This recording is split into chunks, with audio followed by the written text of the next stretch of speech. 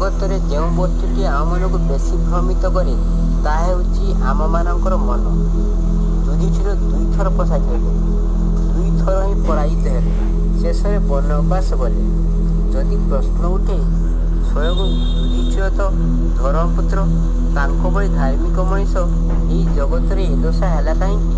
ଉତ୍ତର ଆସେ ଅହଙ୍କାର ଯୋଗୁଁ। ମୋର ପୂର୍ବ କଥା ଚିନ୍ତା କରନ୍ତୁ।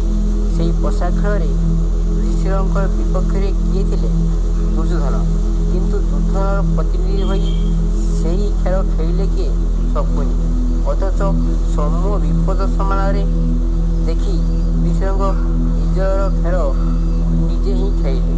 ସିଏ ତ ବି କହିପାରିଥାନ୍ତେ ମୋର ପ୍ରତିନିଧି ହୋଇ ଶ୍ରୀକୃଷ୍ଣ ଖେଳିବେ, କହିଲେନି। କାରଣ ତାଙ୍କର ଅହଙ୍କାର ଯେ ଆଗରୁ ନିର୍ଣ୍ଣୟ କରି ନେଇଛି ମୁଁ ହିଁ ଉତ୍ତମ ଖେଳୁଆଡ଼। ସିଏ ଖେଳିଲେ ଏବଂ ହାରିଲେ।